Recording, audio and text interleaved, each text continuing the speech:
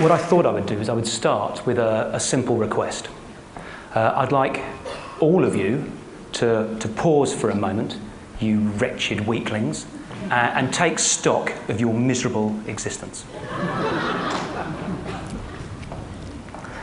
Now, that was the advice that St. Benedict gave his rather startled followers in the 5th century. And it was the advice that I decided to follow myself when I turned 40.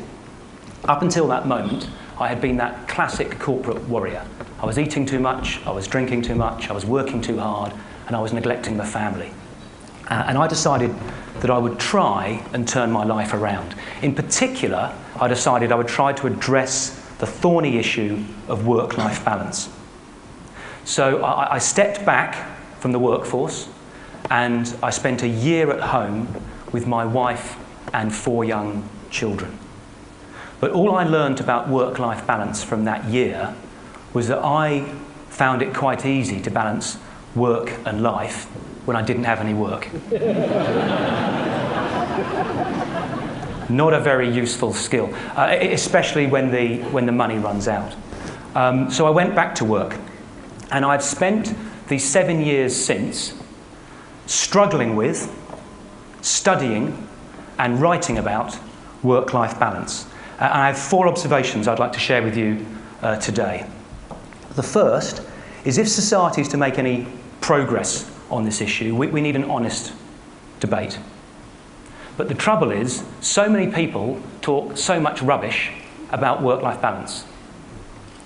All the discussions about flexi time, or dress-down Fridays, or paternity leave, only serve to mask the core issue, which is that certain job and career choices are fundamentally incompatible with being meaningfully engaged on a day-to-day basis with a young family. Now, the first step in solving any problem is acknowledging the reality of the situation you're in.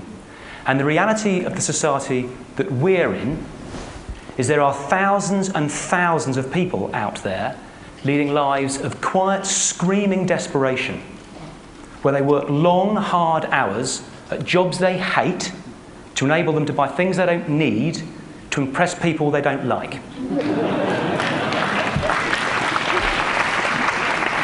And it's my contention that going to work on a Friday in jeans and t-shirt isn't really getting to the nub of the issue.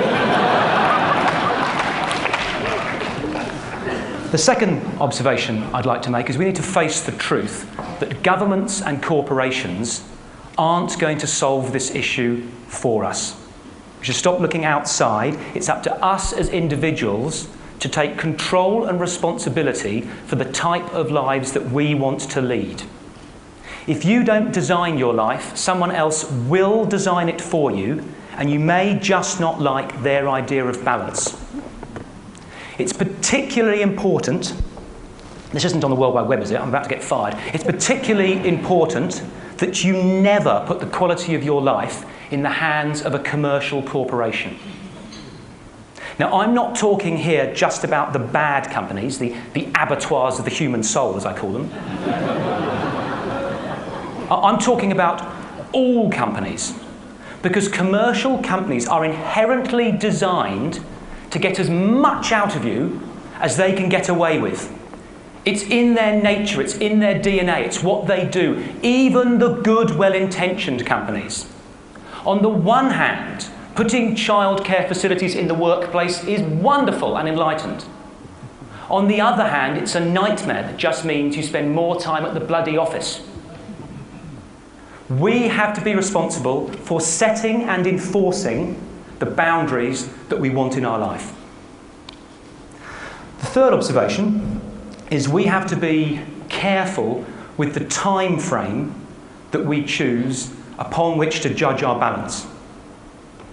Before I went back to work, after my year at home, I sat down and I wrote out a detailed, step-by-step description of the ideal balanced day that I aspired to. And it went like this. Wake up well rested after a good night's sleep. Have sex. Walk the dog have breakfast with my wife and children, have sex again. Drive the kids to school on the way to the office. Do 3 hours work, play sport with a friend at lunchtime. Do another 3 hours work. Meet some mates in the pub for an early evening drink. Drive home for dinner with my wife and kids. Meditate for half an hour. Have sex. Walk the dog. Have sex again. Go to bed.